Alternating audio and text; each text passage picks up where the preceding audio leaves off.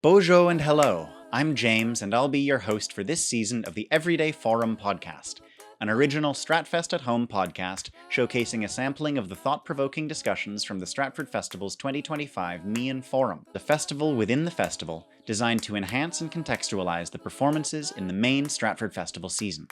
The following discussion was recorded in front of a live audience in Lazaretus Hall at the Tom Patterson Theatre in Stratford, Ontario, Canada.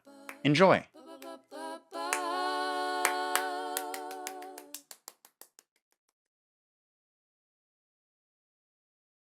Good morning. I'm Anne Swerdfeger.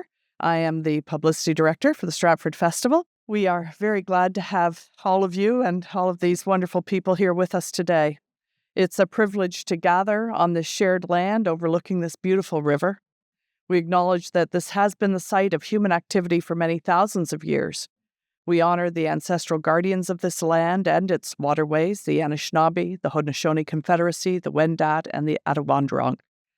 We're grateful to be able to continue the tradition of storytelling that has been part of life in this beautiful territory for generations. We're very fortunate to have Chris Jones with us today. Chris is the chief theatre critic for the Tribune, as well as the head of the paper's editorial board, and his reviews also run in the New York Daily News. Chris teaches young critics at DePaul University and at the O'Neill Centre, and in fact, Canada's newest critic, Aisling Murphy, who was appointed theatre critic for the Globe and Mail, got that position after completing Chris's O'Neill program. Good for her. Chris sees more theatre than anyone I know, which is saying a lot. And he has a rare work ethic and commitment. Witness the fact that he was in a significant car accident yesterday morning on his way to Stratford. Returned home for a little bruised, but I'm all right. He returned home for a brief nap while his brand new car went bye-bye. And then he hopped on a plane and came here. So, above and beyond, Chris. Thank you. Thank you, everybody. Thank you. It's very kind. I recommend Hyundai cars for good protection in accidents. His car was 3 weeks old. Chris will be speaking with two of the stars of the Stratford Festival and of stages and screens far beyond this city about our fascination with the morally corrupt. Welcome from the U.S., Chris.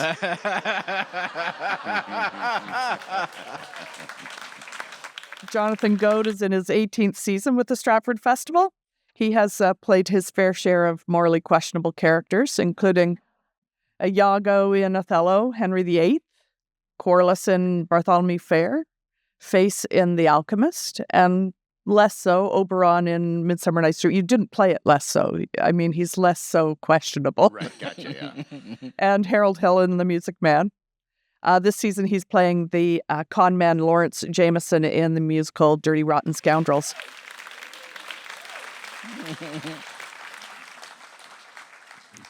The production received a critic's pick in the Globe and Mail, which said, "Never before has cheering for the bad guys been so fun." The show has been universally praised, and in fact, yesterday, since we're talking to the Chicago Tribune, I met two people from Chicago who were here for their very first visit to Stratford. They were here for 4 days, and they liked it so much they stayed for 11 days. They saw Dirty Rotten Scoundrels 3 times. Oh, my God. That's a lot of me. That's a lot.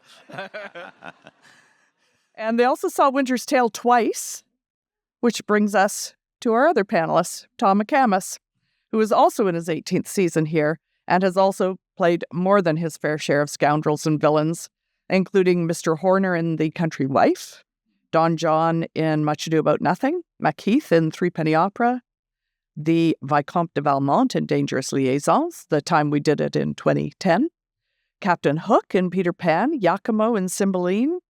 I think you have the longest list of bad guys. And this season, Tom is playing Shakespeare's greatest villain, whose name we shall not mention, the Scottish King. Yeah. In a production called An Epic Endeavor by the Toronto Star and described as captivating, astonishing, and a towering achievement. Tom is also playing a much kindlier character in The Winter's Tale, the Old Shepherd, As I mentioned, the show's so nice, our Chicago friends came back twice. I know we're going to have a lot of fun in this talk today. And over to you, gentlemen. Thank you, Anne. Hello, everybody.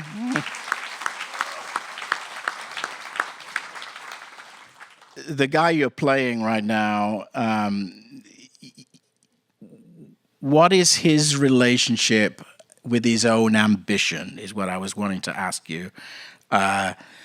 What I mean by that is, in all the times I've seen this play over the years, this for me is always one of the central questions of the play.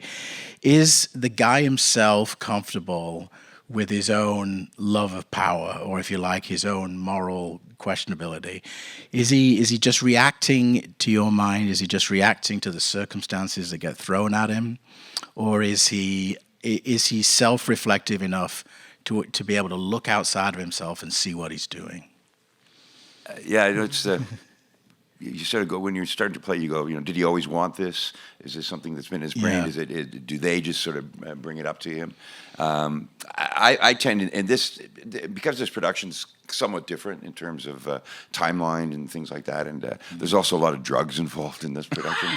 so I kind of like I'm of the mind that it's a surprise to him. But however, he realizes that it's inside of himself, but it's not something that he's always wanted until it's brought up to him. So he's kind of going, where did that thing come from? And I think it comes from what the witches sort of offer to him. And then so then his wife keeps offering it to him. So I think it's sort of a build up into a craziness, and he doesn't really want to be.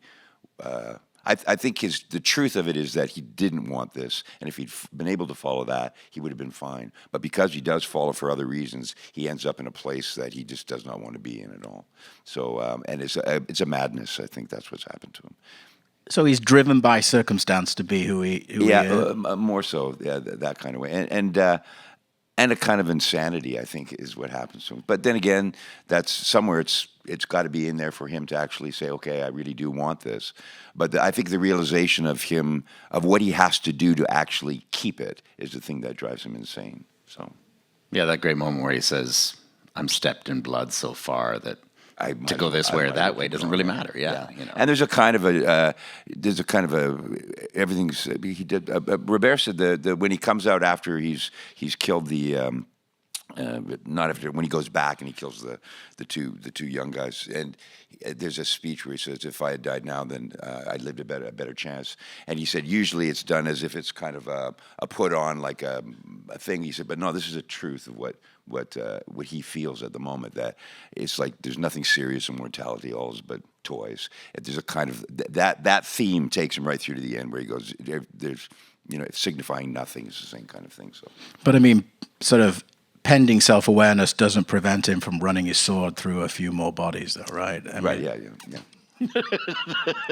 I mean, he is evil. Like, there's no question about it. You think that? Yeah, I think. Well, certainly he becomes evil. I think, and maybe it's always been there in him as well.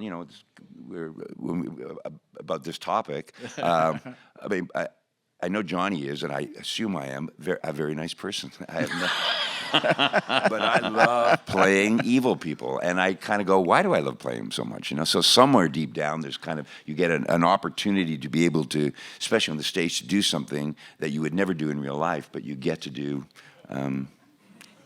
guilt-free. So. Voyeurism, yeah. So somewhere there's a deep down. So maybe that's the same with him too. That somewhere deep down he's got that kind of thing, and it's just brought out. So I guess for both of you guys, I guess Shakespeare's kind of morally despicable people, to me, I guess they kind of fall into two categories. There's the characters who come out and say, basically, "Good evening, everybody. I'm evil," and these are my reasons. And I would put people like Richard III into that category, probably Don John in Much Ado About Nothing. And obviously Iago would be another one who does the same thing. And those characters sort of, in all the productions you see of those plays, different directors take different tacks in how to rationalize that. Like, Richard III says something like, I'm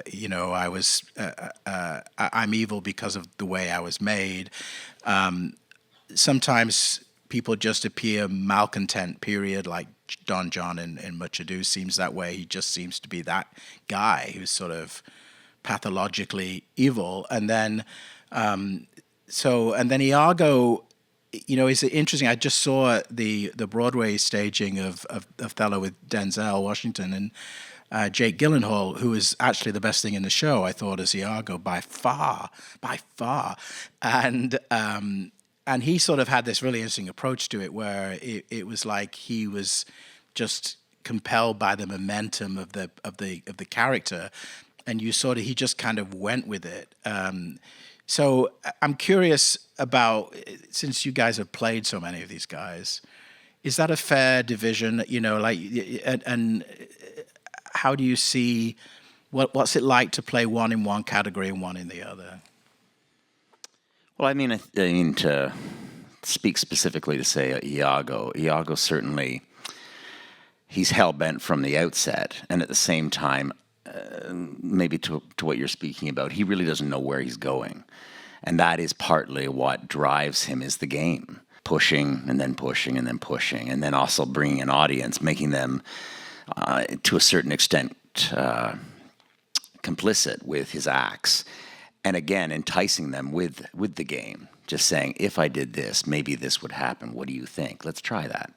And he's sort of like, when I played it, I described him as the tour guide through hell. Like, that's kind of, and he delights in that. But he doesn't necessarily delight, I mean, in the end, I think it was Coleridge that said it was motiveless malignancy, and which it is not. I mean, if anything, he suffers from an abundance or a surplus of motivation for why he does what he does. Most significantly is that you can call it evil, but what it is really is a cracked mind. He really does, I think, believe that the object or the target of his greatest malignancy is Othello, and he does believe that Othello has slept with his wife, whom he may have had a deep love for, and that deception, or that perceived deception by both Othello and his wife, is the thing that really cracks him.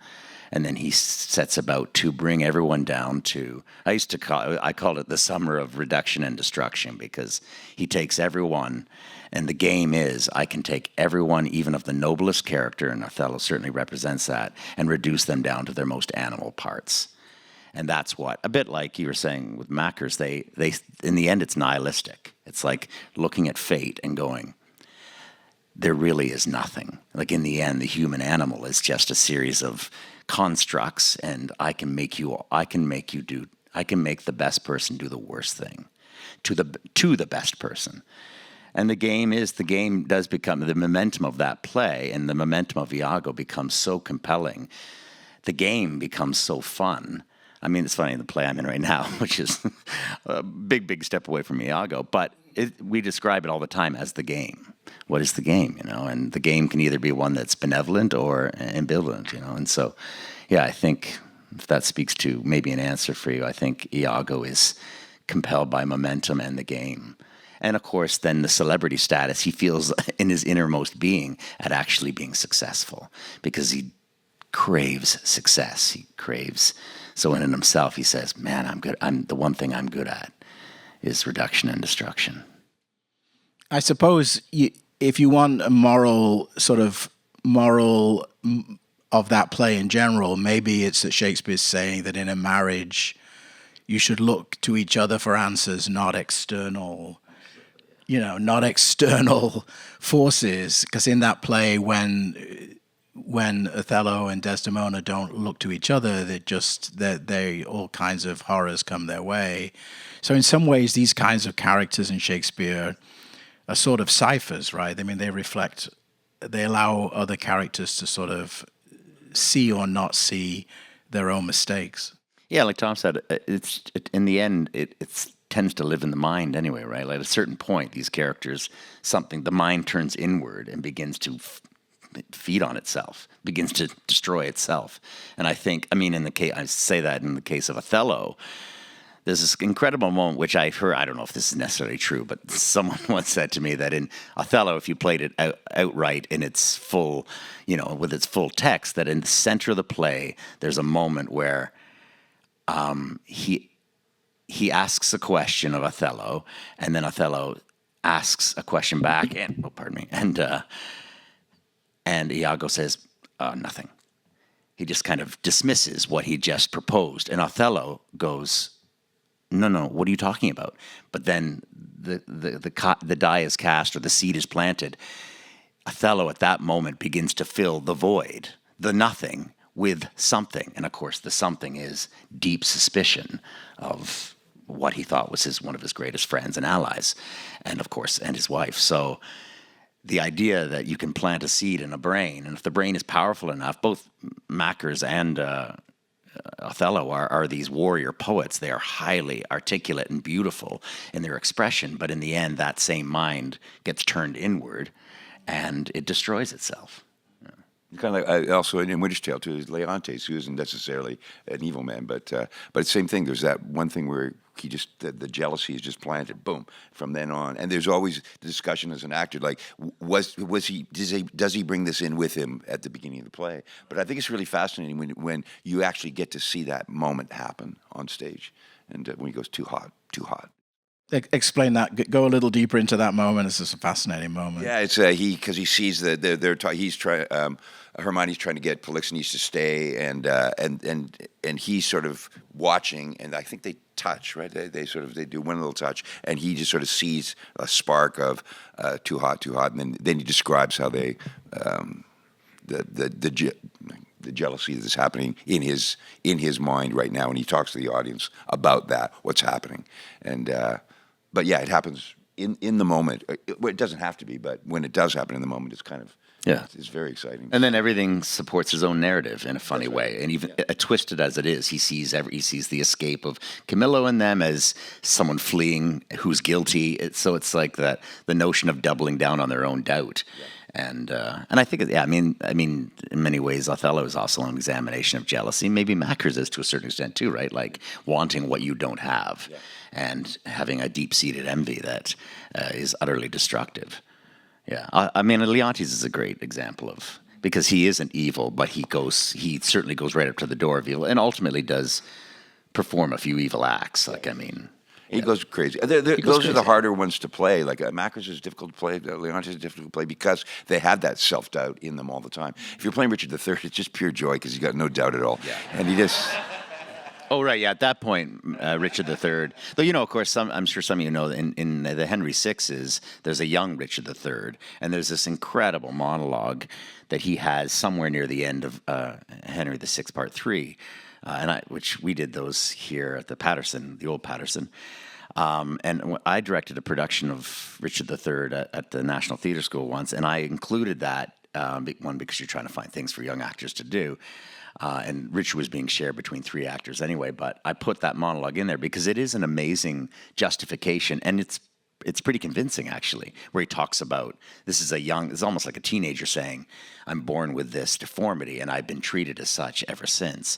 But one day I will get my thing. I will be equal with those who are able-bodied, or whatever that is. But it's very compelling. But of course, you're right. By the time you get to Richard III, he's like, here we go, because he's already put the plan in motion. He's very excited about it, and he flaunts it. That's fun to do. Yeah. So, Johnny, you played Angelo, right? Did you not? I did play Angelo, yeah. Yeah, I mean, that's another sort of fascinating figure who gets power and becomes corrupted by that power. And he's so believes he's so morally astute as well. and then falls in love, essentially, or falls in lost love, whatever that might be.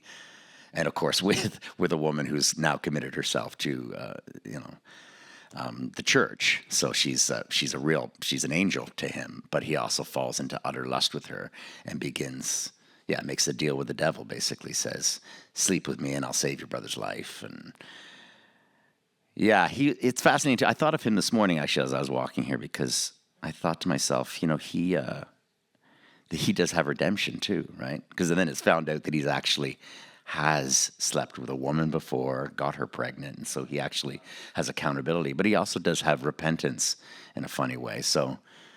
But he does some terrible things. I mean, just to put the woman that he lusts for in that position is pretty sinister. It's a sort of, that play too has sort of obvious geopolitical kind of ramifications. I've seen it set in Russia. I've seen it set in Cuba.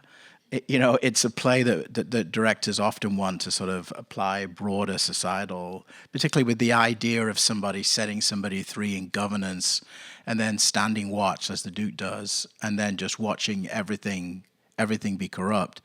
I just saw a production of Angels in America, Tony Kushner's play, which, since we're in Stratford, I'm guessing a lot of people know that play, because people know every play in Stratford generally. And I was actually doing a talk back with Tony Kushner, and I was asking him about the end of Perestroika, which is the second part of Angels, and it's a hopeful scene. You might remember from the movie, if not the play, where the characters sort of are talking about, their hope for a cure for AIDS. They're talking about the future. One of the pivotal things is Glasnost and Gorbachev. And much of that last scene is dependent on Glasnost and Gorbachev as providing this kind of hope for the dissolution of the Soviet Union and the idea of Russia coming into kind of the mainstream, for want of a better term. And I remember seeing Angels way back 20 odd years ago, and I just watched it last week, and that scene just is completely different, because you realize as you watch it that hope was dashed, that Glasnost, what happened to that? What happened to what Gorbachev was trying to do? And so there's an example there of just how much these things can sort of be affected by the passage of time. And I guess you guys spend most of your time playing these characters that are there on the page, and they don't change, but the moment the circumstance changes, wherein you bring them to life every season here. And that's the fascinating thing about it, that Shakespeare created these models of human behavior that seem to fit every moment, which I'm guessing this season, as you worked on your roles, you saw all of these ramifications with the world outside, right? Yeah. Yeah, you don't want it to be. I mean, I guess it's kind of. It's easy to do the obvious one, right? So you have to make choices to say, no, I'm not going to go and do it specifically about this man to the south or whatever it is, that kind of thing. So, and you hope that what happened, and because it's so prevalent right now, that when you do watch these plays, you suddenly realize that it does have it's very similar to what's happening without having to wear like a big long coat and a big red tie or anything like that. Or stand at an obscure angle, yeah. Yeah, I think, to reference, say, Measure for Measure, we began, which is not a necessary, a prologue was added to our production where basically people, including the Duke, who then goes into hiding, but a number of people, including sort of dignitaries and political figures and other notables, were at a quasi-sex club, or a club that basically was sort of a bit hedonistic. It kind of had a circus element. That was part of what the director was interested in anyways, the spectacle of circus, but also it had a sensuality or a sexuality to it. And then my character, Angelo, storms into like stormtroopers storm into the club and shut it down and arrest people. And so it was a framework in a general sense, but it was also about that kind of moral absolutism that we're seeing reflected now. And I remember hearing that, like the greatest person to fear, especially in a play or in life for that matter, is someone who believes they have not only absolute right and are absolutely in the right, but also have absolute righteousness. I did a series called Reign once, which is about Queen Mary of Scots and Queen Elizabeth. It's, I was sort of it's quite I loved it. It was an effective sort of speaking to history, but also it had a kind of teenage romance bend to it, which is why it nothing wrong with that. No, it met with a lot of popularity, and particularly in France and a lot of Central and South America, it still has a massive sort of following because they understand something about the sort of hierarchical nature of those things and are still kind of entranced by kings and queens. And but anyway, I played John Knox of Presbyterian John Knox fame, and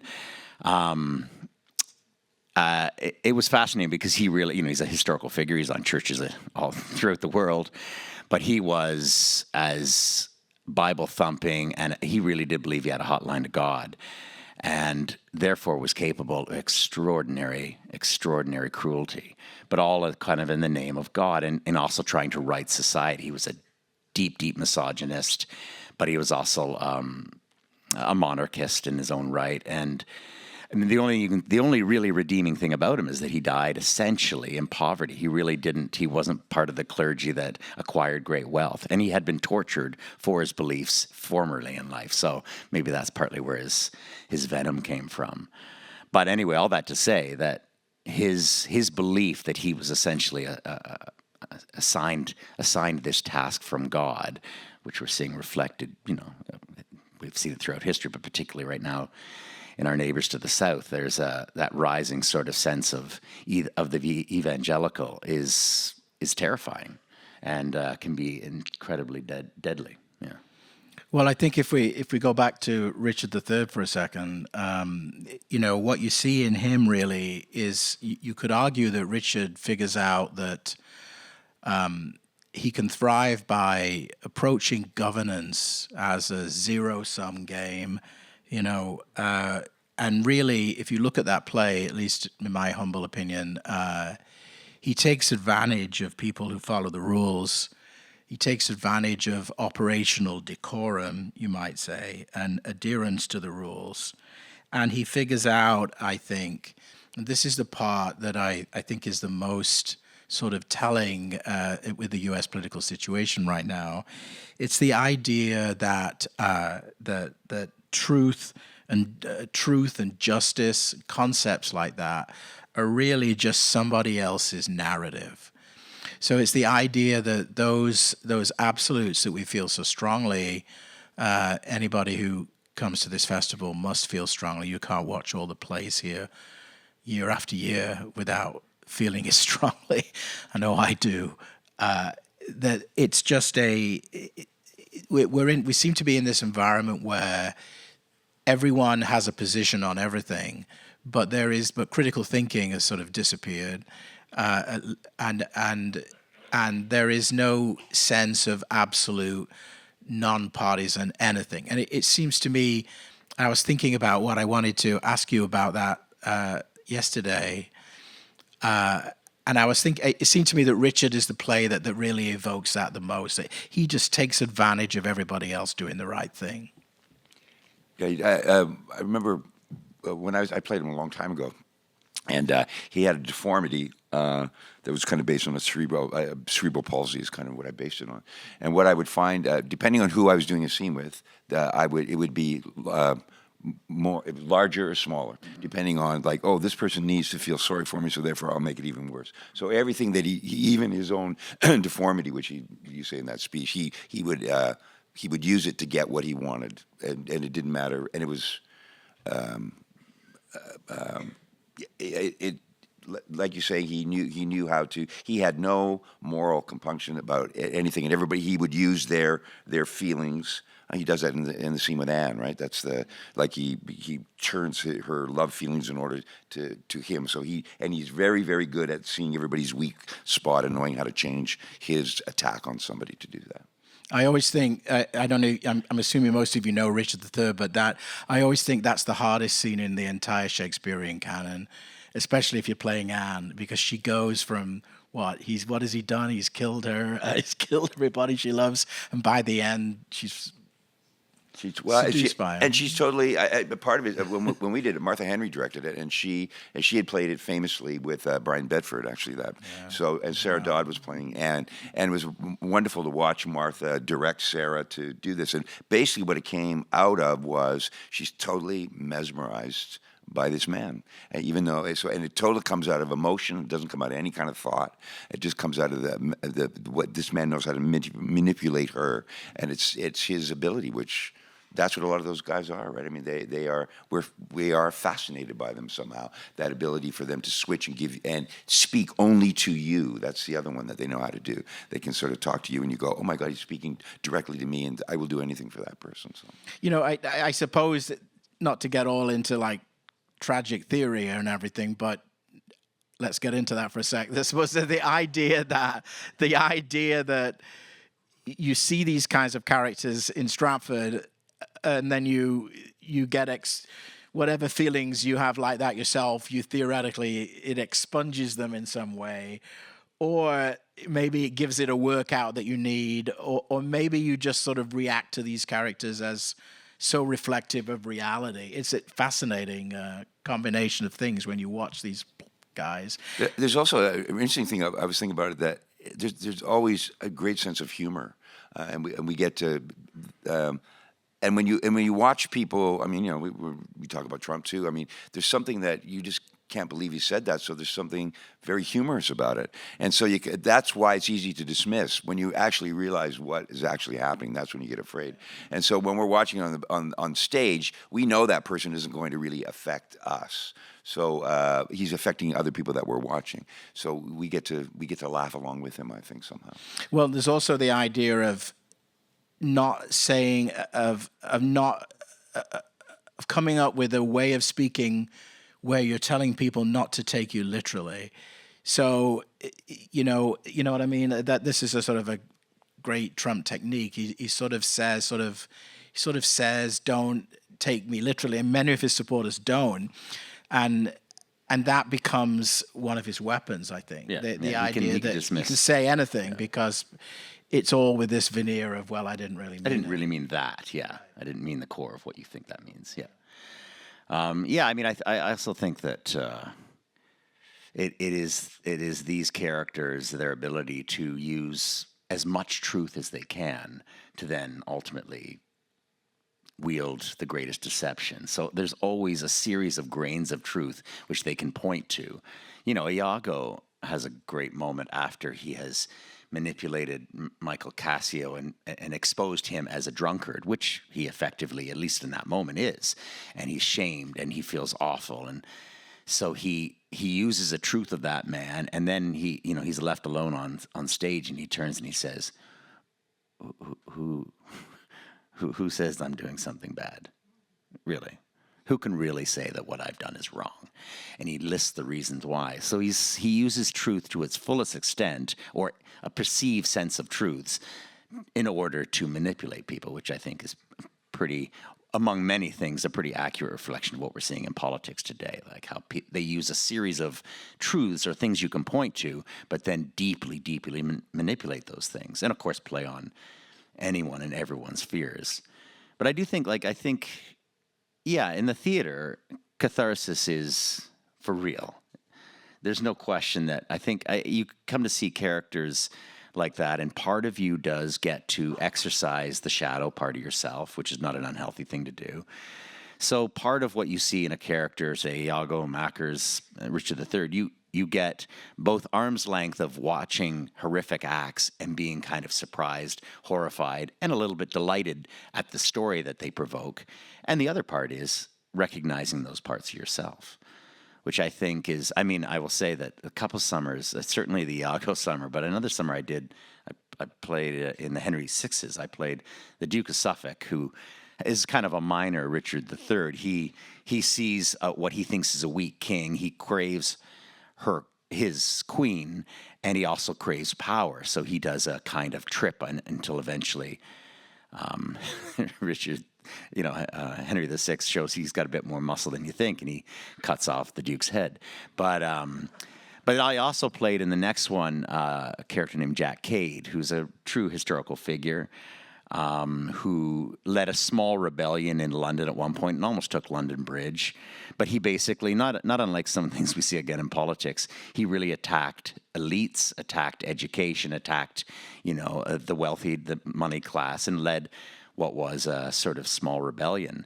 But the character itself is quite crude, and I think Shakespeare was probably speaking about the dangers of mob violence and how easily that can incite things. But in the end, it was like one of those summers where a lot of people saw that play. It was the productions were quite, they were vivid and vital. And so we had really, really wicked attendance for the thing. And I would be on the streets and people would be like, "Yo, Jack Cade!" Like something in that guy who was a pretty crude form of humanity in many ways, but he excited something in them, and they saw him as a kind of anti-hero, which, I mean, I don't think that was the intent, but you know, and it might have been also that talking about it's very funny, so an audience laughs together and they feel complicit. I also, myself and my ragtag motley crew, we would climb all over the audience, climb into people's laps. We would engage directly with people, and that as well endeared us somehow. And we were really, really filthy. It's one of those. This is a small story, but I came out of the stage door. My mom had seen the show. And she's from Britain, so she's got some real sort of Britain properness in her. And I came out and I would have tobacco stain all over my teeth. And I was doing a show that night, so I didn't wash it off because it takes something to get the right kind of tobacco stain in your teeth. And I came out and I think even some of my English family was there. But I came out and she walked across this group of people to scrape my teeth. Like she literally just grabbed my head and started, because she just had a panic attack. She thought I was that, you know. Yeah. You know, Tom, I don't get to talk to really great Shakespearean actors all that often. So I'm going to ask you this question that I always think is most interesting. As you've played this guy's creations for so many years here and elsewhere, do you find him sort of intentionally self-obfuscating? Do you see him as simply creating characters that reflect us and that just exist in a given circumstance in a play? Or do you find a broader authorial narrative? And you're such a good person to ask that question, because it's only when you really delve very deeply into these plays that really comes up, I think. So that's my question. It's difficult. It's harder than you might think, I think. But yeah. You do recognize a similarity of all these guys. If you're playing Macbeth or you're playing Lear or you're playing Hamlet, or in more than one way, just simply the structure of it, like where they start, where they go, where you got a big rest. Like, you know, there's always like you work, and all of a sudden there's in Act 4 there's a giant rest, and everyone has the same kind of a thing. So you realize that he's using some sort of formula to talk about it. I think. That is a hard question. What I like, I don't know if this is answering it. What I always love about Shakespeare is that there is no one way to play him. There is no he's so ambiguous that you can find something of any idea you have can be supported by the play, by the words. And I'm not talking about concept, I'm just talking about the actual playing the character. Whatever, if you have an idea about something, I mean, it comes from the words, it comes from, but one thing suggests something which is something else. Example, I'm playing Macker's. There's the famous line, "Bring forth men, children only, for thy undaunted metal should compose nothing but males." So that say it again for those who bring forth. He says to Lady M, when she's trying to convince him to go ahead, he goes, "You bring forth men, children only, for thy undaunted metal should compose nothing but males." That seems to suggest that they could have children, right? But we're playing it. I'm 70 years old today, and Lucy's not quite my age, but at the same time, that's not going to happen. So you would think that means that I'm too old to play the part. However, later on in the play, he says, "I have lived long enough, and that which should accompany old age, I must not look to have." So that suggests that he's an old man.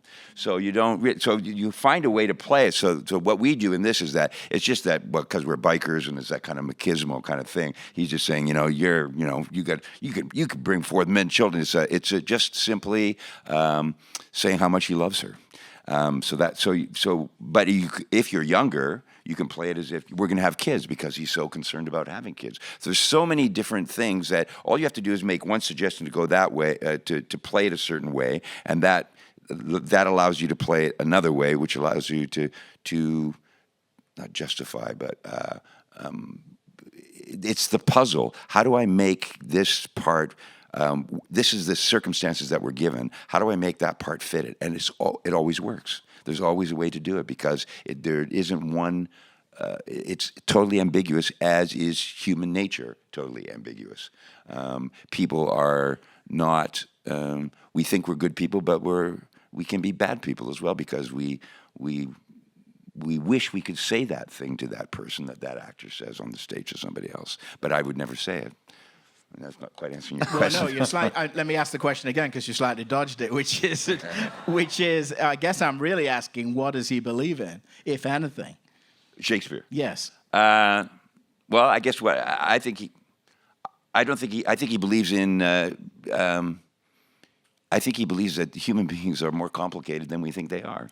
You know, it's like Romeo and Juliet. Everybody thinks it's a great love story, but it's not really a great love story. You know, so we see the surface of something that we think this is about, but when you actually work those parts, you go, that isn't really a love story. They're two really young people, don't really understand what love is, and they end up getting killed because of it. So is that really a love story? Is that something that we're? And so I think he is just so his understanding of human nature is so complex that I think that's what he's talking about. Yeah, a great friend of both Tom's and mine, who was one of our Shakespeare gurus, Michael Mawson, who's now no longer with us, but he used to say quite simply, "'Twas ever thus." That's why we do them. 'Twas ever thus. And never really human nature. Of course, we change, we evolve, we hopefully progress, but in the end, sort of at the core of the animal, there are things which are ever present, and that is complexity and all the things that come along with the human journey, which is both glorious and devastating. And so I think this playwright somehow continued to tell stories, sometimes quite zany stories, simple stories, old stories, stories he borrowed from someone else. But what he does is apply such an extraordinary profile of humanity in all of its triumph and destruction that we are compelled to just keep examining it. And the same play, we look at it and we can dissect it like a prism, you know, depending on the way you cast light through it, we see brand new things and new colors and new shapes, and they never get old. No. You know, and then there's the question of mortality as well, of course. Like I was thinking yesterday when Hulk Hogan died, I actually went to the last night of the Republican convention in Milwaukee for work, I hasten to point out. And what was interesting about that night at which Hulk Hogan opened his shirt, you know, it's this sort of you may have seen it on TV, but he opened his shirt in this spectacular fashion. And as you know, President Trump had survived an assassination attempt. And the entire theme of the evening, really, I decided the deeper meaning of this, what was being said, that was really immortality. It was sort of saying, we're about strength and we're about the ability to, it's a perfectly legitimate thing to say politically, I think. But still, we can survive anything, you know, and there was Hulk Hogan, and, you know, not a young guy, obviously, but looking like, and then, you know, a few weeks later, we find that he's no longer with us. And so you realize that, you know, preaching immortality is not always the best way to go because we're all mortal. And these guys in these plays often come to that awareness, sometimes soon, sometimes too late, right? Yeah, the interesting when playing Macbeth is that he's... I don't know how many people have seen this production of it, but at the very end of it, we've got he's sort of he's in the hotel with a gun, and they're shooting at him all over the place. But the beautiful thing about this is he believes he's immortal, so it doesn't really matter. Like, so there's a great thing where they're shooting at him. He just looks at it. Basically, he's going this to all the people like that, and it's real. And it isn't until the very end of the play that he goes, "Wait a minute, I'm not immortal. I'm going to die." Right. So that's a real joy to play in terms of. He doesn't really care, but anyway. Yeah, it seems to be one of the defining characteristics, to a certain extent, of the tragedies. You know, you have Macker's and Lear and Othello, where sometimes they're interpreted. I think it might be still too limited in its scope, but they're interpreted to be truly nihilistic. Like, really, they challenge the notion that the universe really is cold, finite, and emotionless or heartless. And so, but so many of Shakespeare's plays are the opposite of that, where actually the greatest celebration is forgiveness and love. And I think I always feel like his last plays, which are the romances, those are the predominant themes, and therefore, on some level in his own life, somehow he came around to that. And it's a much more, like that's why I love, The Widow's Tale, Tempest, even, cruder versions like Cymbeline and Pericles, they still ultimately have such a redeeming quality in a sort of faith in humanity to forgive each other and to forgive ourselves. Another thing I would say about, for me, one of the things maybe it's because I have children now, but one thing I find in the plays, a dominant theme in many ways, is the presence of children. And that can be used in a lot of different ways. Because I think possibly because Shakespeare had children, also because he lost a child, Hamnet, and then wrote these series of plays about the fragility of life, and particularly as it applies to children.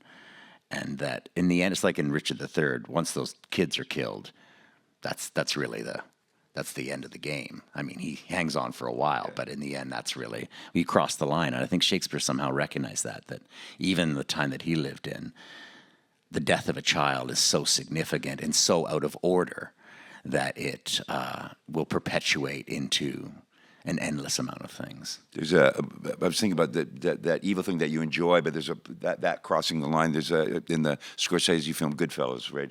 You're watching that, and you're watching these guys do horrific things, but you're laughing at them. There's something funny about them. But there's a point where, and I can't remember in it, where it just switches over, and you suddenly just want them all to die. And I think he does. Killing children is a big one. And he kills a boy, actually. Remember, he kills a server right. or something, and Yeah. that's kind of like the tipper. Yeah, and I even like to extend that into when I was doing Hamlet here. Hamlet, they sort of worried a bit about, it was a long running play, as you know, and also the student audiences. There was some sort of trepidation around because we had 1,500 students in there sometimes. They were the best audiences because in the end, that play speaks to the power of life, and it also speaks to the danger of the older set controlling the younger set, which I think is, again, something we see in politics all the time. These people that hold on to power and are ruthless, and that's what Claudius is. Some people debated whether Claudius is a good example for our topic today, too, because that is a despicable human being. And at the same time, maybe truly in love, but despicable.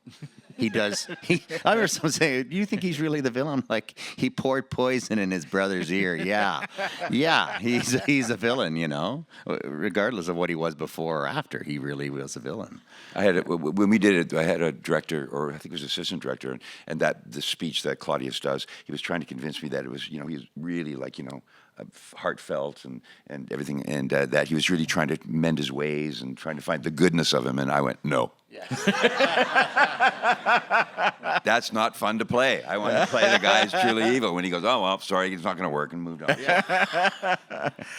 Well, before we take questions, I want to just talk about musicals for a second, because you've got this fabulous starring role in the great musical here. This one of the great musicals here this summer. So there's been a sort of genre of Broadway musicals that have been defined by these kind of lovable bad guys, and I guess I would see the genre, probably the uber text is probably The Music Man with Harold Hill as kind of the epitome of the sort of lovable rogue. It was right before my car hit another car. I was listening to the Broadway. This is a true story.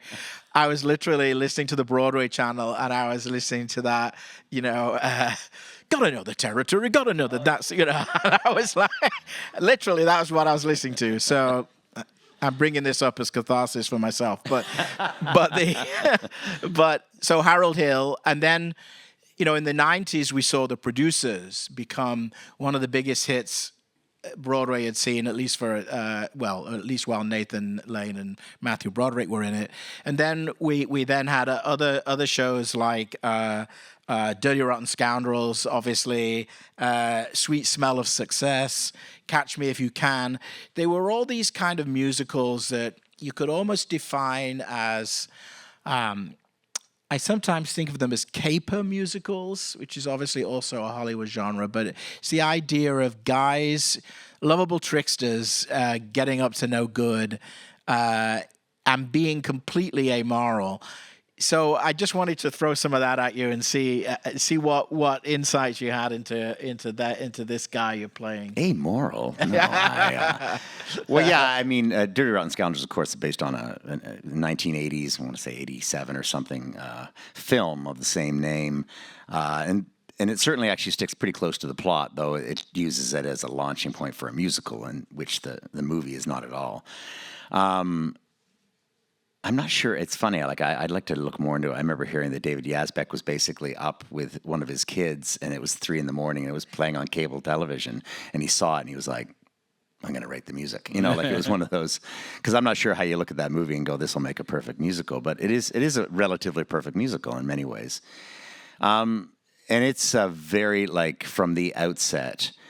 I guess Lawrence Jameson, who I play, has a brief moment where you think there might be some sincerity when he says "Summer and Beaumont Samat," and then he turns and says everything's ripe for the picking, and that's really how he sees, his present state, that he's in a place where everything is fruit.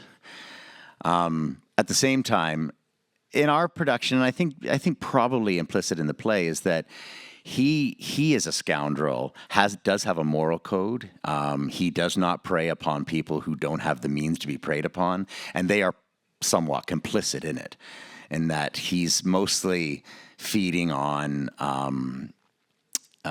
Rich people. Yeah, wealthy people, and often wealthy widows who want a little bit of a roll in the hay, and also want to be wined and dined and have a laugh, and then maybe pass off a few €100,000. It's kind of, so there's a game that's being played, but also the belief system. Of course, he's convinced himself of this, and he's also corrupted everyone around him. Everyone kind of works for him, and they work on the Riviera, where money is almost no object for a lot of people. But in a funny way, it is like an examination of various, the slippery scale of moral codes. And at the same time, in the end, it's love, again, which brings him about to, both him and Freddie actually come from, we think, at least in our sort of imagined backstories, they come from really, really humble means. They were the kind of kid that they were fast talking, but they did not have a leg up. And so they took fate into their own hands. That's kind of the suggestion, that I come from Detroit, and I shouldn't spoil that for anyone who hasn't seen it, but it's one line. But and Freddie comes from St. Louis, and he had a grandma who was also was a bookie, but they both come from humble means. And what they do is say, life dealt me lemons, I'm making lemonade, and so and I'm going to outsmart people who have other privileges that I never had. I actually have a speech where I say, I realized the one thing I had was taste. I had great taste, and then so what I had to do was take my various other qualities, which are not great. I wanted to be a musician, a poet, something wonderful, but in the end, what I had to do was take taste and add it to my spectacular good looks, and that's in the play. It's not me. But yeah, so anyway, that's kind of the framework for it.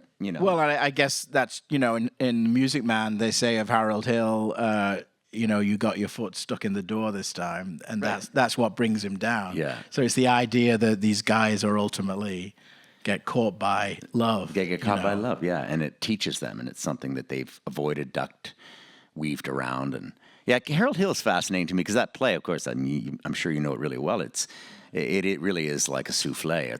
Or we used to call it a cupcake, and yet there's a real moral tale there. And of course, he gets caught, and when he gets caught hard.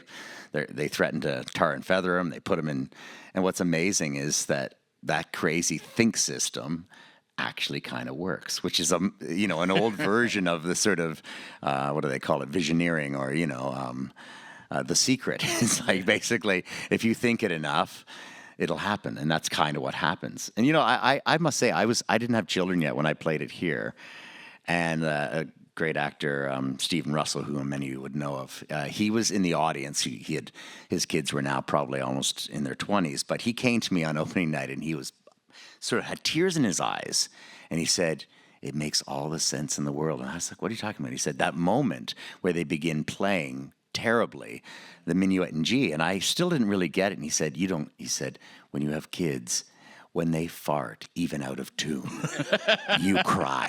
And like he was just sort of saying that's what happens to the people in the town, right? They make any sound on those instruments, and that's all it takes. That's the snake oil right there. They go, "My kid made a sound," and that is enough to transform him from from villain to hero in an instant. Yeah. Well, people do reinvent themselves. I had this moment. I was walking past I was in New York, walking past the Winter Garden Theater where George Clooney was doing Good Night and Good Luck. And it was actually the night of the CNN taping of Good Night and Good Luck. And the scene there was, something else, as you can imagine. And I remember thinking, George Clooney is a guy from rural Kentucky.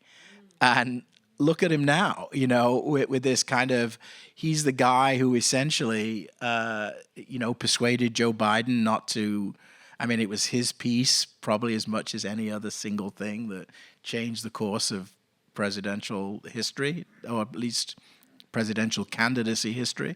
And, people do reinvent themselves. And some of these guys in these shows, Harold Hill being one and your guy being another, they create identities for themselves, often in nice places where no one asks a lot of questions, like Florida.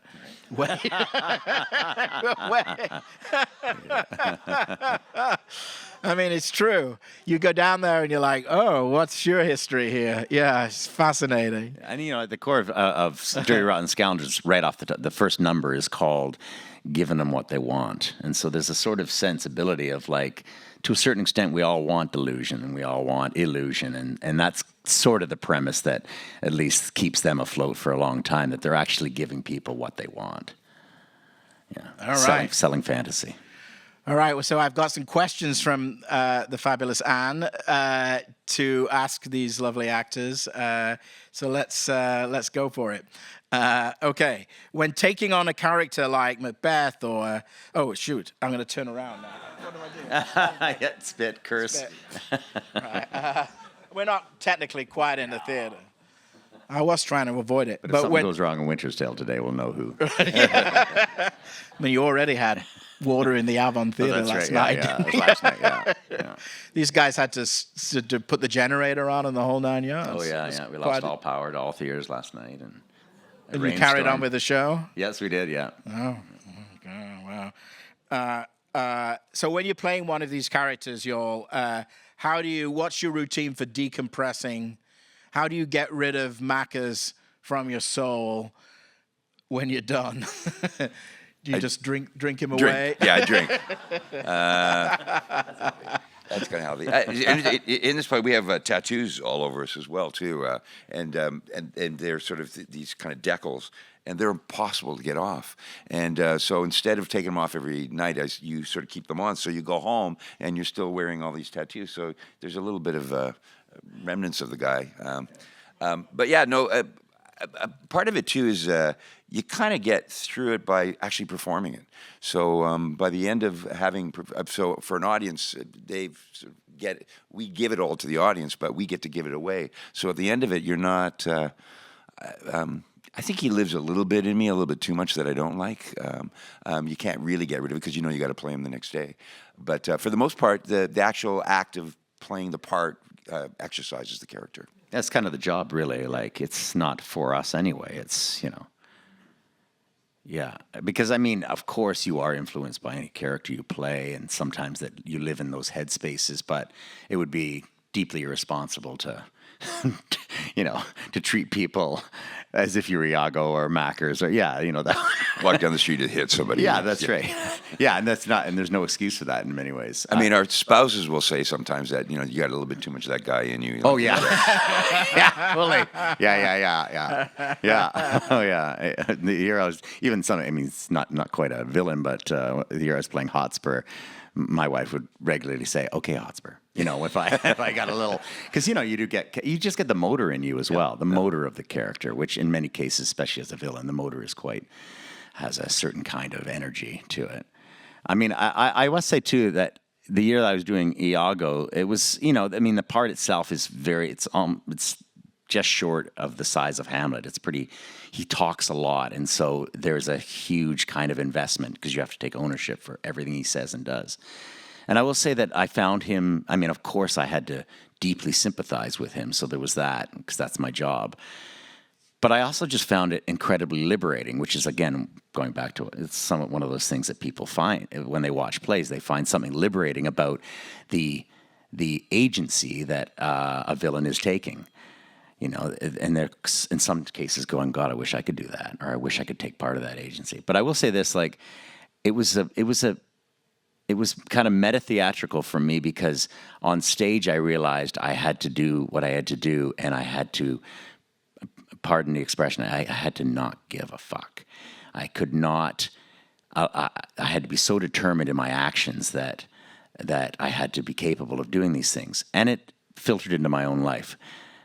In that I began to not sort of walk around like the town sheriff, but what I mean is, actually as an actor, it was a stepping stone for me to move away from any sense of trying to please, because that's not what he's doing. And I found as an actor it was liberating. Because as an actor you're in the public eye a lot, and of course we have a critic right here, like you are. That's a healthy thing, that we have a healthy sense of arts criticism. I believe in that. But also it's really essential, at least it became essential for me as an actor, to go, I cannot care. I have to do the job, and the job is all sorts of things, and I cannot worry if I'm pleasing that person, that critic, that family member, that colleague. What I have to do is keep my eye on the play and on the part. And so in some ways those two things kind of happened for me that summer. It was liberating. So I have a great Stratford question, because it's very complicated and it's a deep dive. And, I've been coming to this festival for 35 years, and I've come, I think, every year. I think that's right, for the last 20-some, or almost every year. And one of the great pleasures of it is just being in a community where all these things really matter. You spend, in the world outside, you spend all your time trying to justify why these things are important, these plays are important, why this kind of conversation is important. And here it's just is, and its permanence for me is part of its appeal. It's just always here. Doesn't say that it doesn't change with the times, because it does, but its permanence for me, its residency here, specifically here, is a really important part of it. I find it anchoring, which is why I was so determined to get here, frankly. Anyway, this is the question. How can we reconcile Macca's self-awareness? And here's the example.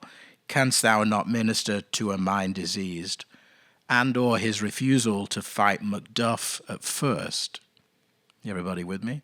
How do we reconcile that with the idea that he's insane? Oh. I think when he's saying the first line he's saying, he is talking about himself, but he's talking about his wife. So the insanity has to do with the fact that he's living in two things at the same time. He's not really aware that he's talking about himself until the doctor says that's who you're talking about, and then he gets really angry at that and at the fact that was brought up, and it strikes a moment of truth in him. But for the most part, the insanity is that he's living the person that we see at the beginning of the play, he sublimated that person. So where he is by the end of the play is this whole other creature that has been created. That's the insanity. And what was the thing about Macduff? What was that? He doesn't fight Macduff. He refuses to fight Macduff at first. Right. The way I'm doing it is that the refusal is because he doesn't know who he is. He goes because he's so full of himself and he's so full of that. It's almost like he's pumped full of drugs, kind of in the theme of how we're doing it too, because they do so much cocaine and stuff. But he's like his brain is so full of himself that he's and the power that is there that when he sees it, he goes, "Who's this little person?" And then all of a sudden he realizes who it is, and that's when he wants to fight. And he doesn't want to fight him because I guess the other one is that he realized what he's hurt him so much by destroying his family. That's the one where he says, "My soul is too much charged with blood of thine already." That's and I guess part of it is that, I guess I feel a little bit sorry for you. But again, in the same of, I have power over you. Those are all factors in terms of the insanity, in terms of not actually dealing with the reality of what's really there. So just one more Scottish play question then. So this one is simple. Is there a moral message that we can derive? This is actually the hardest question. It sounds simple. It's not simple. Because, people often say this is the hardest play. People often say about the Scottish play that there is no production that actually makes sense. You cannot do it. It's impossible. It's so internally bizarre that you can make some crack at it, but there's no explaining it. Anyway, be that as it may. Agree with that, yeah. Be that as it may, is there a moral message that we take from that play? I wouldn't know. I wouldn't know what it was, other than the fact. I mean, there's probably many things in there. One of them is simply, just stay true to your instinct, because I think, his instinct is to not do this because it's an evil thing to do. And he gets convinced to do it, and he says, "Oh, okay, I'll do it." And then in doing that, he ends up where he is. So I guess that's a bit of a moral message. So one other person is asking if he says at one point he tells Lady M, we haven't talked about Lady M, we should mention Lady M for a second, how they won't continue with any action to kill Duncan. And she says to him, which you probably all remember, some of you remember this line, she actually says to him, "When you durst do it, then you were a man." So the question then is, to what extent is Macca's driven by, let's call them, toxic ideas of manhood? Well, particularly in this production, that's because it's set in the biker world. That's definitely what Robert was trying to do. So that's everything about being called a coward, not being called a man. And it's interesting that so he falls prey to that, and then in the scene with the murderers, he switches. That's how he gets the murderers to do. He said, "What are you afraid that you're going?" So he uses Lady Macbeth's argument against the murderers to get to them. So he does the same thing. So yeah, definitely the toxic masculinity in this that's prime importance in this, particularly in this production. It doesn't necessarily have to be in every production, but in this one it is. What do you think this production is saying about Lady M? Well, she's of that world, right? And in that world, it's pretty. She has to live that kind of male world in order to survive in that world. So I don't think it's necessarily comes out of with her. It's not out of her own personal ambition or anything like that. It's more. She's in love with Macbeth. I mean, they're in love, and she's in love with Macbeth because he is a man. So as soon as he's not a man, then she can't be in love with him. So she's doing it in order to make him be the thing that she wants him to be. And so it comes out of So what happens is when he goes farther and becomes crazier, then he's not the same. She's failed at that. If they just sort of went and killed him and just sort of lived as king and queen, they'd be very happy, and watch. Oh, here's an interesting thing that just has nothing to do with anything, but we decided, because it's in a hotel room, that Lucy and I decided that their favorite, because there's a TV there, right? And then when we become king and queen, they give a little bit of a bigger TV. And so... So we decided that their favorite TV show is Gilligan's Island. Because he figures that, she reminds him of Ginger. So the crew hears this, and so they actually have a TV show. So when we're going to do those big scenes, Gilligan's Island is on the TV. Nice. So that's a nice part of the two of them. It's interesting. This next question reminds me of this. I was writing this week about the whole thing at the Coldplay concert. You know what I'm talking about? The sort of YouTube sensation where this couple get put up on the big screen. And it really divided people, because my position was that's cruel, and it's nobody's business what their relationship is, and they shouldn't have been exploited like that, and it's all terrible, and social media is evil, and that kind of thing. But a lot of people didn't agree with that, felt that that's what you get when you go to a big public concert with somebody who's not your spouse. But so I'm not taking a position on that right now. But it is true, and this is what this question's about, that we now have YouTube, we have all these social media channels that are exploring that are exploring evil in new ways, you might say. Or certainly, the thing that always troubles me the most is the amorality, to talk about our topic today, the amorality of social media. So we're in an environment now where a lot of the ways in which things are communicated are done by channels that claim no responsibility for anything. So exactly the Coldplay example, they say, well, somebody uploads it, lives are ruined, it doesn't matter, it's just the way in which people communicate. How has that changed our sort of understanding of this whole thing?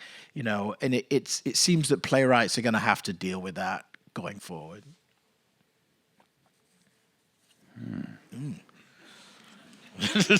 Well, I just mean in the plays that we've been talking about today, there's a conscious lack of technology in many ways, right? And that's what makes it more interesting.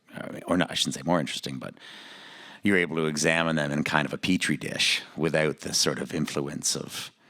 But at the same time, Shakespeare was speaking to a number of things. I mentioned earlier mob violence, or the kangaroo court of public opinion, those sorts of things. Yeah, there was a production of Hamlet here a couple of years back, and it was set kind of modern, and they began to use sort of the surveillance state as part of what Claudius and Polonius were kind of doing with Ophelia and with Hamlet, and so there was that sense of always being watched. But I will say it wasn't. I don't mean it was a fault of the production, but it wasn't really successful in that in the end they still had to make certain compromises because the material is the material at the time, well before cell phones, as we know. And so I don't know. I will say, I have 3 kids, and we do our best to keep them offline when we can, but of course, it is amazing the power of that entity, that shapeless, ever-changing, ever-expanding sort of power of social media and what it does and how it forms opinions and draws moral lines on any number of issues, and including the most trivial ones, that the access to information doesn't make anyone smarter necessarily. It just makes the truth more diffuse, really. Yeah. So, is there a villain you've not had the opportunity to play, but have wanted to? And the corollary to that question, is there any character too evil for you? Is there anyone you could not imagine playing? I would assume not, because you're actors, right? How do you answer? I remember I did a fair amount of film and television, and I was given somebody who was like a serial killer or something like that, and I actually said no to a couple of them, and not just because I didn't want to play serial killer, but usually it had been written in a kind of two-dimensional way. So it's probably if it's the thing about the beauty of Shakespearean villains is that they're so rich, that there's so many levels to it. But to play something that's superficial without really, if someone who's a serial killer, there's a lot of depth there, and to deal with it just on a superficial level, that I would say no to.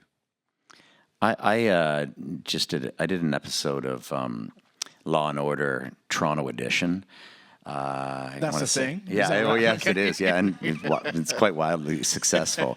But it was funny. I got a call, and it was one of those ones I didn't audition for. They just said they really want you. They're looking for someone who predominantly does theater because there's a theatricality and also a kind of intrigue to the character that they think is good for it. So I said, well, I'd rather kind of wait around for a guest star on that, because they said it'll only be 2 days of shooting. I said, well, I'd prefer to do the 8 days, if something comes down the line. And they said, we're going to send you the script. And it turns out the character was based on Paul Bernardo, which most of you probably know is a bit of a legend in Canadian crime. And was a serial killer in the making, certainly, and probably a serial rapist, we believe. And anyway, but the character wasn't named as Paul Bernardo, but parts of his story were used, and also the inspiration for some of what he did was used in the two scenes that I had. But the scenes were so incredibly written, so meaty, and so horrifying that I said, of course, I will do this. And not because I was intrigued by him, but I just felt there was integrity. But like Tom says, if it seems to lack a bit of integrity, and if there's glamorization of the serial killer or the killer or the person of moral gray zone, then it's far less attractive. It's just, I haven't played Richard III. Tom has. Tom's played pretty much everything. So, but I haven't played him. But that's something I'm intrigued by. Dude, it's great. Yeah. That's my favorite. Yeah. So that's certainly a character of questionable morals that I'd like to play.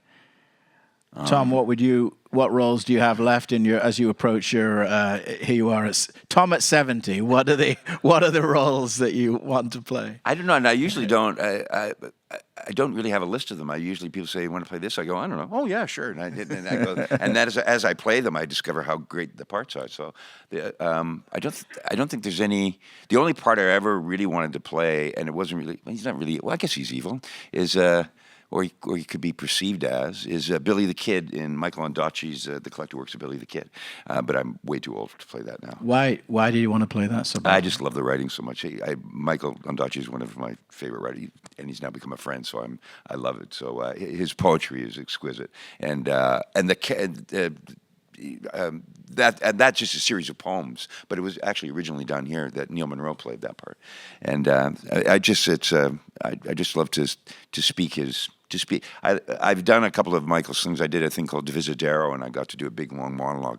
And I said, as much as I love, learning Shakespearean text, learning Michael Ondaatje text is just as rewarding. It's fantastic. Well, I always had a fantasy dream project is In the Skin of a Lion as a film, and you've always been Mike Caravaggio. And you could still do that. You really could. You could still do that one. You should. It's literally written almost as a screenplay, don't you think? It's like the characters are incredible, but Caravaggio is he's got both light and dark, but he is a thief. That's his job. Have you played every Shakespearean character, Tom, that you want to play? The only one I ever wanted to play that I haven't played is Mercutio, and I was in the production of it a number of years ago. Tim Carroll directed, and I know Tim, and I said I never do this. I said, but I'd like to play Mercutio. And I said, I feel embarrassed. He said, never feel embarrassed about asking that. However, in the director's opinion, you're way too old to play. So he played it in that production. But I imagined how Tom would play it. That's how I did it. I still think... And you had advised me throughout the show as well. Yeah, I wouldn't do that. I still think an old Mercutio right now would be really great because it's really kind of pathetic, like this 70-year-old guy hanging out. I think it'd be fantastic. But that's then when you died, he would be like... You're right, yeah. You're done.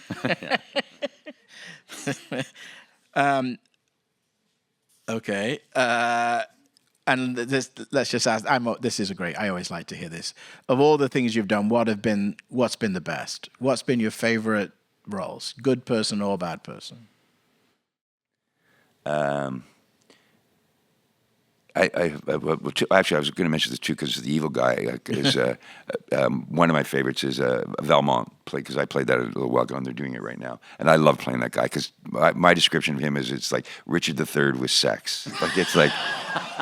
It's fantastic. Or more sex. More sex. But one of my favorite things to do is you probably would know is it's a one-man show. It's called. Novecento, and it's basically it's an hour and a half of one guy sitting on a box and telling the story about a man who never leaves a ship.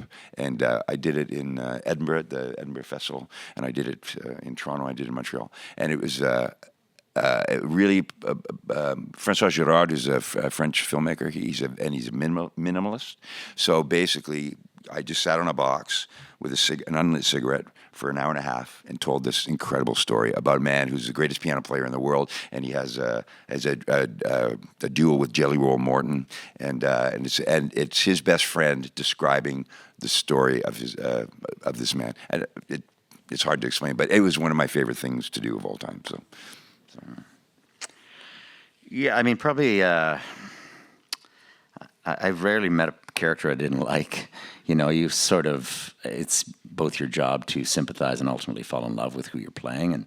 And you, in doing so, you end up, most parts are real gifts. But I suppose I never really actually craved playing Hamlet, but then when I played it, I began to just sort of sniff out the vastness and the scope of what was put into that play, which is in so many of his plays, but he just manages to put so much of it into that play. And I mean, ultimately, among so many sort of thematics you could point to, the examination, I think it's probably one of the greatest examinations in the theater of grief. And so that will meet you at where you are in your life at any point, and whatever grief you've gone through or witnessed or experienced. And so I think probably Hamlet was probably, even in retrospect, was one of the greatest things I've been a part of. The counterpoint to that, of course, is Iago as well, like, because he is literally the anti-Hamlet and yet somehow shares some kind of DNA. But also, I think, I mean, even last year I did a play called The Diviners, and the part I played was not, central to the play, like a Hamlet or Iago might be. But there was something about the kinship with the character I played that it was just sort of instantaneous. I felt like I was meeting a fellow traveler / soulmate on the journey, you know, in the character. And then what I have to always mention is the play. Did a play called Whistle in the Dark, which is an Irish play by not Tom McCamus, but Tom, I'm blanking on his last name right now. But an incredible Irish playwright who's mostly done only in his own country because it's so particular to Ireland, but Tom Murphy, that's his name. But I played Michael, who's a bit of a Hamlet figure in that he's the oldest brother in a family of poverty-stricken Irish boys, 5 boys in the family and a couple hangers-on. And he's moved to England with his English wife, trying to sort of better himself a bit, trying to kind of escape the poverty and cruelty that he knows from his home. And then all the boys come to visit him. And of course, chaos ensues. And the play was written, he was 25 years old when he wrote it. It's the first full-length play he ever wrote. He was a school teacher when he wrote it, Tom Murphy.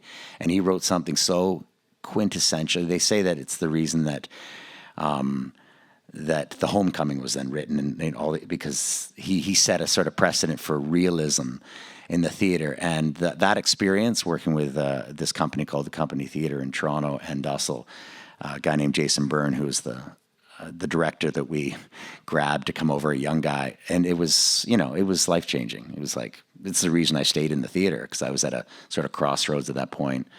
And it's the play that I always go to as my soul experience, yeah. You know, I wonder, Tom, in honor of your birthday, I was thinking, when Stratford opened up roles like Lear and other such roles to women, all of a sudden this festival was kind of re-energized by a new group of actors' interpretations of these roles that many of you have seen many, many times over the years. And I'm thinking now maybe the sort of septuagenarian Maccas. I was just thinking, you know, the idea of older actors, not that you're old, but of older actors playing these characters is sort of interesting to me. You know, even though we'd all be dead, you and me by now if we're Elizabethans, but it is an interesting. Yeah. It's interesting, isn't it? I saw we did a kind of a workshop thing for all sorts of actors, and we were just doing all sorts of plays. And I saw Eric Peterson and Claire Coulter. I don't know if you know either of those actors play Romeo and Juliet, and it was magical. I bet it was, because the knowledge of life that they can bring to that thing, and they're looking at youth from another place, and it was fantastic. So if you were thinking of young, who would we do? I mean, I guess any of them, right? You could do any of them. Yeah. I don't know if I'd want to do Hamlet again. Why not? Well, Well, you know, it's interesting, to interrupt you for a sec. It's interesting what you were saying about the age of your guy this season. I mean, the same ambiguity is in Hamlet, is it not? At one point, he seems to be in his 40s. The next minute, he seems to be 21. It seems to shift around from scene to scene. That's right, yeah. Yeah. No, I found that, well, actually, because I did a production of it with Neil Monroe directed it, and it was a deconstructed Hamlet. And I remember doing it, and Richard Manette, who ran this place, he said, "You should play Hamlet." And I said, "I played him." He said, "Properly."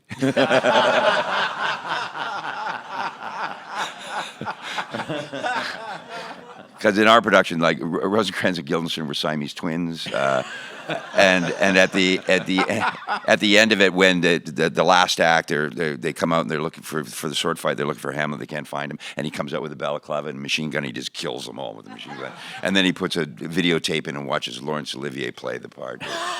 Anyway, it was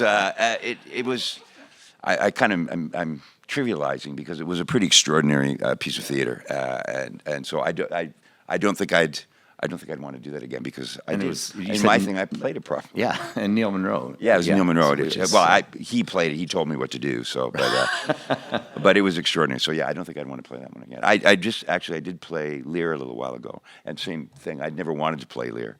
And why you never wanted to play Lear? I don't know. I thought, well, I liked it. I thought it was good. But first of all, I thought I'm not old enough to play that part. I think every Lear thinks that. I think so. Yeah. But my wife convinced me I should, and then I did the same thing. I just fell in love with the play and the part in playing it. So, and I do think that's a part you can play as you get older and older too. So, I would do that one again. Well, I think we would all agree you should keep going and just play all these roles and bring all of your new exciting stuff to it. Well, what a pleasure it's been, folks. It's really been great.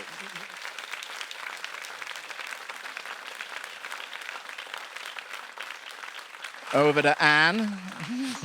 Yes, thank you, Chris and Johnny and Tom. That was fabulous, as we knew it would be. Really, thank you. Thank you for listening. Be sure to subscribe to keep up with the lively conversations and original performances on the Stratford Festival streaming service, Stratfest at Home. And for making it this far in the episode, enjoy 1 month for free. Visit stratfestathome.ca and enter code FREEMONTH.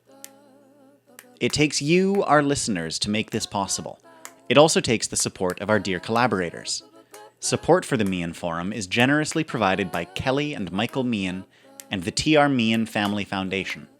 Original score for the Everyday Forum podcast was provided by Hilary Adams. Production support is provided by the film production and distribution team at the Stratford Festival. That is coordinator Vilma Mancini and director Jenna McGaw. The Meighen Forum team is producing assistant Renata Hansen, associate coordinator James Hyatt, manager Gregory McLaughlin, and director Julie Miles. Special thanks to Mike Duncan, Greg Doherty, and Harper Charlton. Finally, thanks to artistic director Anthony Cimolino and executive director Anita Gaffney. From here in Stratford, Ontario, on the land of the Neutrals and the Anishinaabe, see you next time. Ba Ma Pi.